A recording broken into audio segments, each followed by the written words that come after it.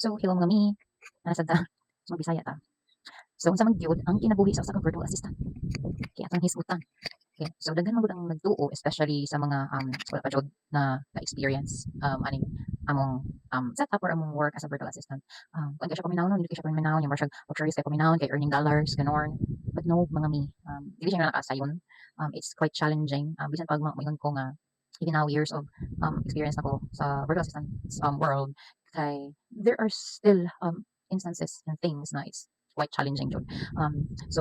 Nagatuo ang murag majority or ang kadaghanan nga mo na siya lingkod-lingkod diri nga swerte kay mi nga nami sa balay ra nagtrabaho and then dapat og sweldo, earning dollars ganon. But what you don't see is the behind the scene, ang stress, ang struggle, tanan-tanan na mixed emotion. But we are grateful because of course it's a privilege na nara sa balay mag-work. You don't have to travel and commute and don't have to waste so much of your time preparing and traveling to and from work. So muna siya no. And also kami tani. Okay. Kanang atay lakaw, ako'y lakaw ta, and then mag-sunscreen ta. So this is Skin Essential ilang sunscreen, ultra white sunscreen. So nag-apply ako din na mo nang ani wala ka ng puti-puti. Dagan ko i-apply. So inani ko mag-apply sa kanang nga sunscreen. Ako siyang daghanon preference na ako siya akong dili nga liog na part para mapit ko siya besh. Ana. So mo ni siya ang kanang ihang itsura na. So going back.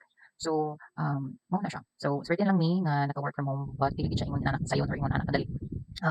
Swerte ang uban nga pambuntag ilang work kay ilang client kay ang time zone kay same ra sa Philippines. But for me nga nasa US akong client so ilang time zone is balian lahi sa tuwa. So na ko sa graveyard shift and being in a graveyard shift kay times 2 gani ihang kakapoy compared sa imong normal nga body clock nga nag-work ka like on a daytime.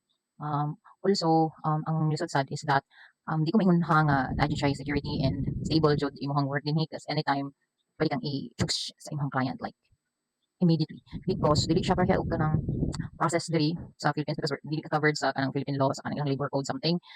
So lahi sila. So di ba diri ka if i-terminate ka at least na may notice or napay mga kanang pila ka days or if on ka magren dapat mga 15 or 30 days pa karon na diri besh or mga mi pwede ka lang karon dayon ingon ka na choose na ka ganon ana. So and then it's also kanang stressful kay of course but depende sa siguro sa scope of work nimo no and then if naa ka sa um, department na imong task is just katulang nga minimal or sign lang na task or something like that. So kaya na naman and then but if you're into na nakasa ka ng part sa admin and then sa kanang contract and documents processing and stuff na kay kanang medyo labad siya gamay. Kay of course contracts and documents naman ang imong process and giatubang and ano siya and then ang clients mo sometimes so wala ko naging not all ha nga